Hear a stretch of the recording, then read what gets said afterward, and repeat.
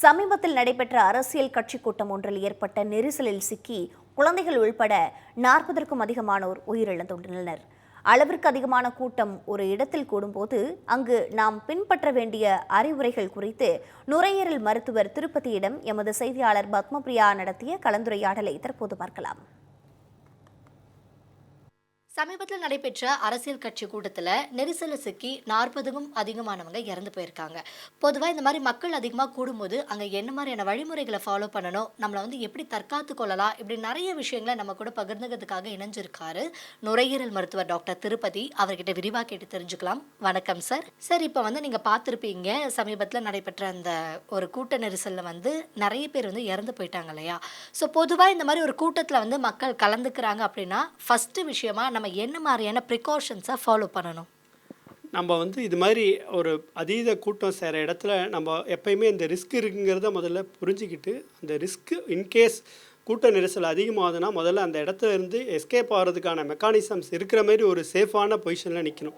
நம்ம அதை தவிர்த்துட்டு சப்போஸ் அந்த கூட்டத்தில் மாட்டிக்கிட்டோம், கூட்ட நெரிசல் அளவுக்கு அதிகமாக போகுது அப்படின்னு பார்த்திங்கன்னா அப்போ நம்மளுக்கு ஒரு என்னென்ன மாதிரியான நுரையீரலில் பாதிப்புகள் ஏற்படுதுன்னு பார்க்கலாம். முதல்ல நம்ம நின்றுட்டு இருக்கும் போதே ஒரு சதுரடியில் ஒரு 6-7 பேருக்கு மேலே நிற்கும் பொழுது நம்ம அதீதமாக நம்மளோட செஸ்ட் கம்ப்ரஸ் ஆகுது. அப்படி இருக்கும் பொழுது செஸ்ட்டு எக்ஸ்பேண்ட் ஆக முடியாது. செஸ்ட் எக்ஸ்பேண்ட் ஆனால் தான் ப்ரீத்திங் அப்படிங்கிறது நடக்கும். ஆக்சிஜன்கிறது லங்ஸ்லேருந்து ரத்தத்துக்குள்ளே செலுத்தப்படும். அப்படி இருக்கும் பொழுது தான் நுரையீரல் முழுமையாக வேலை செய்யும். அப்படி இல்லாமல் நம்மளுக்கு நுரையீரல் அப்படிங்கிறது வேலை செய்யாமல் அந்த இறுக்கத்தினால அதிகமாக அழுத்தப்படும் பொழுது அந்த வேலை நடக்காது. அதை தாண்டி நம்ம மயக்கமாகி கீழே விழுந்துட்டோம், இல்லை யாரோ தள்ளி விட்டு கீழே விழுந்துட்டோம் அப்படின்னால் அப்போ யாராவது நம்ம மேலே ஏறி மிதிக்கிறதுக்கான ஒரு டேஞ்சர் இருக்குது. அப்போ ரிப் கேஜ் அப்படிங்கிறது டேமேஜ் ஆகிறதோ, அல்ல முன்னாடி மாதிரியோ கான்ஸ்டண்ட்டாக ஒரு ப்ரெஷர் மேலே இருக்கும் பொழுது நுரையீரல் விரியாமல் இருக்கிற ஒரு ஆபத்தோ இருக்குது. இப்போது அந்த ரிப்கேஜ் உடையும் பொழுது நீமோதொராக்ஸ் அப்படிங்கிற ஒரு டேஞ்சர் லங்ஸ்குள்ளே ஏர் கலெக்ட் ஆகிட்டு அதுவும் நுரையீரலோட ஃபங்க்ஷனை டோட்டலாக செயலிழக்க வச்சிரும். ஸோ இது மாதிரி சூழ்நிலைகளில் நம்ம என்ன பண்ணணும் அப்படின்னு பார்க்கலாம். அதுக்கு அடுத்து 4வதாக ஒரு மெக்கானிசம் இருக்குது. அது என்னன்னு பார்த்திங்கன்னா, ஒருத்தர் கீழே விழுந்துடுறாரு, அவரோட கழுத்து நம்ம அதே மாதிரி யாராவது ஒருத்தர் அந்த மிதிக்கும் பொழுது கழுத்தினோட நரம்பு தொடர் மண்டலமும் பாதிக்கப்படலாம். அப்போது செர்விக்கல் கார்டு இன்ஜுரி அப்படிங்கிறது ஏற்படும். அப்படி இருக்கும் பொழுது அந்த செர்விக்கல் ஸ்பைனே ஒரு மாதிரி அன்ஸ்டேபிளாக இருக்கும். அப்பையும் நம்மளுக்கு டேஞ்சர்ஸ் ஏற்படலாம். ஸோ இப்போ 1 by 1 பார்க்கலாம். முதல்ல நம்மளை ஒருத்தங்க அப்படியே கம்ப்ரஸ் பண்ணுறாங்க அப்படின்னா நம்ம முதல்ல என்ன பண்ணணும்னா செஸ்ட்டு டைட்டாக நம்ம ஃபோல்ட் பண்ணிக்கணும். கீழே விழுகாத மாதிரி இருக்குமே நின்றுட்டு இருக்கும் பொழுது சொல்கிறேன், டைட்டாக ஃபோல்ட் பண்ணிட்டா செஸ்ட்டு கம்ப்ரஸ் ஆகிறதுக்கான சூழ்நிலையிலேருந்து நம்ம வெளியே வந்துடலாம். அதே மாதிரி கீழே விழுகாமல் இருக்கிறதுக்கு முயற்சி நல்லா கால் அகலமாக வச்சுக்கிட்டு முடிஞ்ச வரைக்கும் ஸ்டேபிளாக நிற்கிறதுக்கு ட்ரை பண்ணணும். இது நின்றுட்டு இருக்கும் போது கம்ப்ரஸ் ஆகும் பொழுது நம்ம பண்ண வேண்டிய ஒரு வழிமுறை.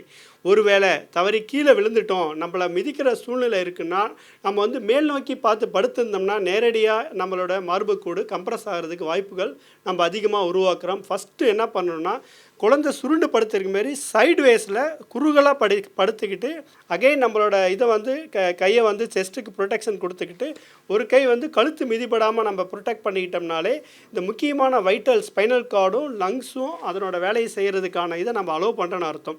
இது ரெண்டும் ரொம்ப ரொம்ப முக்கியம். இதிலேருந்து தான் நம்ம தப்பிக்கணும். அதே மாதிரி எங்கே சான்ஸ் கிடைக்குதோ அந்த இடத்துக்கு நம்மளை இமீடியட்டாக வெளியே போகிறதுக்கான வாய்ப்பு இருக்கோ அதை பார்த்துக்கணும். அதை தாண்டி ஒருத்தர் மயக்கமாயிட்டார், கீழே விழுந்து கிடக்கிறாரு, அவருக்கு கழுத்து எலும்பு அடிபட்டிருக்குன்னு தெரிஞ்சுன்னா நம்ம மக்கள் நீங்கள் இந்த வீடியோ ஃபுட்டேஜ்லேயே பார்த்தீங்கன்னா நிறைய பேர் என்ன பண்ணுறாங்கன்னா அப்படியே 2 கையை ஒருத்தர் 2 பேர் பிடிச்சிக்கிறாங்க, காலை பிடிச்சிக்கிறாங்க. அப்படி பண்ணும்போது இந்த கழுத்து becomes very unstable. Card injury இருந்துச்சுனால் அந்த கழுத்தை சப்போர்ட் பண்ணாமல் நம்ம தூக்குனோம்னால் அந்த கார்டு உள்ளே உடஞ்சிச்சின்னா அகெயின் ப்ரீத்திங் கட் ஆகிடும். அதனால் தூக்குற முறை அப்படின்னு ஒன்று இருக்குது.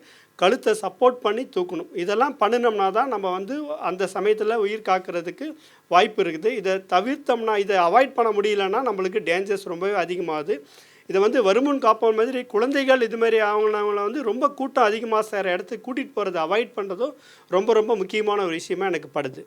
சார், இப்போ இந்த இஷ்யூவில் பார்த்தீங்கன்னா நிறைய பேர் மூச்சு திணறி தான் இறந்து போயிருக்காங்கல்ல. ஸோ பொதுவாக இந்த மாதிரி கூட்ட நெரிசலில் மூச்சு திணறுது அப்படின்னா நம்ம உடம்புல என்ன மாதிரியான சிம்டம்ஸ் அந்த டைமில் இருக்கும் சார்? நான் இப்போ சொன்னேன் இல்லைங்களா, அந்த கம்ப்ரெஷன் ஆகுது, இல்லை மார்புக்கூடு அடைபட்டு எலும்புக்கூடு உடஞ்சி நிமோதொராக்ஸ் ஃபார்ம் ஆகுது அப்படின்லாம் பார்த்தோம்னா என்ன ஆகும் அப்படின்னு பார்த்தீங்கன்னா, முதல்ல வந்து மூச்சு திணறல், ஒரு மாதிரி காற்று உள்ளே போகாமல் இருக்கப்ப நம்மளுக்கு அதீத நெஞ்சு இறுக்கம் நடக்கும். இது வந்து ஃபஸ்ட்டு 30 செகண்ட்ஸ் டு 1 மினிட் இருக்கும். அதுக்கப்புறம் சுத்தமாக ஆக்சிஜன் உள்ளே போகலைன்னா கொஞ்சம் கொஞ்சமாக மயக்கம் வர ஆரம்பிக்கும், கிடினஸ் இருக்கும். அதுக்கப்புறம் நினைவு வந்து நம்மளுக்கு ஒரு 4 நிமிடம் டு 5 நிமிஷத்தில் நினைவு போயிடும். இந்த சூழ்நிலை நீடிச்சிச்சு அப்படின்னா ஒரு 3 to 6 மினிட்ஸ்லேயே நம்மளுக்கு ஒரு மேக்ஸிமம் அபாயகரமான சூழ்நிலைக்கு நம்ம தள்ளப்படுறோம், இன்க்ளூடிங் டெத். இப்போ நீங்கள் சொன்ன சிம்டம்ஸ் எல்லாமே ஒருத்தருக்கு இருக்குது, ஒரு மாதிரி கிடினஸ் இருக்குது, அன்கான்ஷியஸாக போகுது அப்படின்னா, ஸோ மூச்சு திணறுதுன்னு தெரிஞ்சுட்டு உடனே நம்ம ஃபஸ்ட் எய்ட்னா அந்த டைமில் என்ன சார் பண்ணலாம்? அதாவது நம்ம அந்த இடத்த விட்டு நம்மளை அந்த கம்ப்ரஸ் ஆகிறத அவாய்ட் பண்ணுறதுக்கான வழிமுறைகள் நான் முன்னாடி சொன்னீங்களா, அதை ஃபாலோ பண்ணுறது அப்படிங்கிறது ரொம்ப ரொம்ப இம்பார்ட்டன்ட். அந்த இடத்த விட்டு நம்ம கொஞ்சமாவது நம்மளுக்கு ஸ்பேஸ் கிடைக்குது, நம்மளோட கம்ப்ரெஷன் அவாய்ட் ஆகுது அப்படின்னா அவங்களுக்கு ஆக்சிஜன் கொடுக்க முடிஞ்சால் ஆக்சிஜன் கொடுக்கலாம். நான் முன்னாடி சொன்ன மாதிரி அவங்கள லிஃப்ட் பண்ணுற விதம் வந்து ரொம்ப ரொம்ப குரூஷியலான ஒரு மயக்கமாக இருக்கார், அடிபட்டிருக்காரு அப்படின்னா அவர் வந்து கழுத்தை சப்போர்ட் பண்ணாமல் லிஃப்ட் பண்ணுறதுங்கிறது ரொம்ப டேஞ்சர். அவர் உடனடியாக ஆக்சிஜன் கொடுத்து அதுக்கப்புறம் கார்பன் டை ஆக்சைடு சுவாசமே டோட்டலாக நின்று போயிருந்துச்சுன்னா வெறுமனே ஆக்சிஜன் கொடுத்தா பத்தாது. அப்போ வந்து அவங்களுக்கு அந்த வெண்டிலேட்டர் மாதிரியான சப்போர்ட் என்ன கிடைக்குமோ, எவ்வளோ சீக்கிரம் அரேஞ்ச் பண்ண முடியுமோ அவ்வளோ சீக்கிரம் அரேஞ்ச் பண்ணால் தான் அவங்களோட லைஃப்பை நம்மளால் சேவ் பண்ண முடியும். சார், இப்போது இன்னொரு விஷயத்த நம்ம நோட் பண்ண வேண்டியிருக்கு. என்னென்னா, இப்போ இந்த கூட்ட நெரிசலில் வந்து சிக்கிட்டு சில பேர் வீட்டுக்கு போயிட்டாங்க.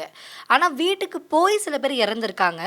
ஸோ கூட்டத்துலேருந்து வெளியில் வந்து ஒரு நல்ல அட்மாஸ்பியருக்கு வந்ததுக்கப்புறமும் இறந்து போகிறாங்க அப்படின்னா, அப்போ அவங்க உடம்புல என்ன மாதிரியான பாதிப்புகள் ஏற்பட்டிருக்கும்? இது வந்து நான் சொன்ன அந்த நெஞ்சுக்கூடு உடஞ்சி உள்ளுக்குள்ளே ஏர் கலெக்ட் ஆகிறது தான் நம்ம நிமோதொராக்ஸ்னு சொல்கிறோம். அந்த நிமோதொராக்ஸுங்கிறது சில பேர்த்துக்கு ஸ்லோவாக கொஞ்சம் கொஞ்சமாக உடம்புல அக்யூமுலேட் ஆகிருக்கலாம். அது அக்யூமுலேட் ஆகி நுரையீரல் முழுக்க கம்ப்ரஸ் ஆகி ஹார்ட்டையும் கம்ப்ரஸ் பண்ணுற சூழ்நிலையில் நீங்கள் சொல்கிற மாதிரி ஒரு வாய்ப்பு ஏற்படுறதுக்கு ஒரு சூழ்நிலை இருக்குது. இது வந்து நம்ம உறுதியாக சொல்ல முடியாது, ஹைபாத்தசிஸ் தான் பண்ண முடியும். வீட்டுக்கு போன பிறகு இது நடக்குதுனால் இந்த விஷயம் கொஞ்சம் கொஞ்சமாக நடந்து அவங்களுக்குள்ளே அந்த எலும்பு உடஞ்சி உள்ளுக்குள்ளே அந்த காற்று உள்ளே அக்யூமுலேட் ஆகி நிமோதொராக்ஸுங்கிற அந்த ப்ளூரல் ஸ்பேஸில் ஏர் கலெக்ட் ஆகிருந்து அதனால் நுரையீரலோ ஹார்ட்டோ பாதிப்பு ஏற்பட்டுருந்துச்சுனால் இது மாதிரி நடந்திருக்கிறதுக்கு வாய்ப்பு இருக்குது. இந்த கார்டு இன்ஜுரியும் ஒரு பாசிபிலிட்டி இருக்குது டெஃபினட்டாக. இப்போ என்னென்னா, இந்த கூட்டத்தில் மக்கள் ரொம்ப நேரம் நின்றுட்டே இருந்தாங்க. ஸோ இதனால் வந்து வெயிலோடைய தாக்கமும் அதிகமாக இருந்ததுனால பாடியில் வந்து தண்ணி குறைஞ்சு டீஹைட்ரேட் ஆகிடுச்சு. ஸோ பாடி வந்து டீஹைட்ரேட் ஆகும்போது இது வந்து லங்ஸை வந்து நம்ம ப்ரீத்திங்கை வந்து பாதிக்குமா? இதனாலேயும் இறந்திருக்க வாய்ப்பு இருக்கா? ஸோ டீஹைட்ரேஷன் அப்படிங்கிறது வந்து ஒரு லங்ஸை டைரெக்டாக பாதிக்கலைனாலும் அது சர்க்குலேஷனை பாதித்து அதன் மூலமாக லங்ஸை பாதிக்கிறதுக்கு டெஃபினட்டாக வாய்ப்பு இருக்குது. அதனால தான் இந்த மாதிரி ஒரு சூழ்நிலைகளில் நம்ம ரொம்ப நேரம் வெயிலில் எக்ஸ்போஸ் ஆகாமல் இருக்கிறது ரொம்ப ரொம்ப நல்லது. அப்படியே ஆனாலும் நம்மளை ஹைட்ரேட் பண்ணிகிட்டே இருக்கிறது ரொம்ப ரொம்ப முக்கியமான ஒரு விஷயமாக தான் நான் கன்சிடர் பண்ணுறேன்.